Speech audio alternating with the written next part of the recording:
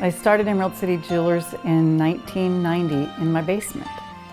I worked as a jeweler and I repaired jewelry in my basement, and when I got to the point where my daughter was old enough to be in school all day, then I opened a little shop. Well, one of my favorite memories involves a couple that was getting engaged, and he knew they were getting engaged. They came into the store and had it all picked out, and when it came time to deliver the ring to him, he turned to her and he gave it to her. I'm gonna cry, this is just so sweet. And he was a minister, and he didn't want her to put on the ring unless they were married. So my daughter officiated it, and they got married right there in my store. It was just a precious moment, and that was what happens in the jewelry business. You find people in love in all different ways, different stages in their relationships, and it's just lovely to see people, so many people come in love, or find that they're looking for something that tells who they care about, what they're trying to say, in a piece of jewelry that can last for generations, and it can go on to family members after you're gone. And it's such a wonderful business. I feel privileged. You know, when you're a child, you think, what am I going to be when I grow up? What do I want to be? Well, my family had a little lake home in Minnesota, and we'd go into the local town and there was a bakery. Oh, gosh. You all know what bakeries smell like, and it is very, has like this gravitational pull. It's magnetic, and it makes you come in there, and it makes you look around and smell and want to taste, and just the different textures and how beautiful things were. That's what I wanted to be. I wanted to work in a bakery, and I kind of do. I kind of do. Oh goodness, one of my very first jobs was working in a hospital. I thought I wanted to be a dietitian. So I applied for a job in the paper to be a dietitian, and I got the job, and I was so excited because I wanted to help menu plan and make sure people got what they were supposed to eat. And really the opening was for someone to serve food. So that's what I got to do, and do dishes.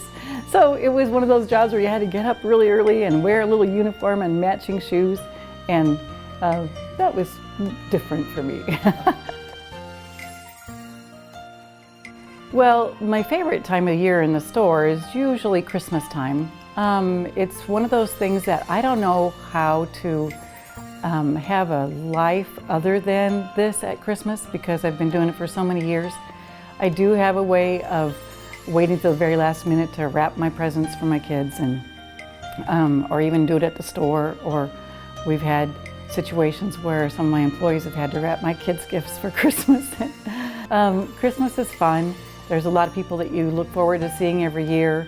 There's always the time when we like to remember the people that have been in the store in the last year, and that's fun to reminisce a little bit. So it's nice to get dressed up and have holiday decorations and see all the new merchandise, and it's just a little bit of a buzz here at Christmas time. My staff and my family all work together, and we're family.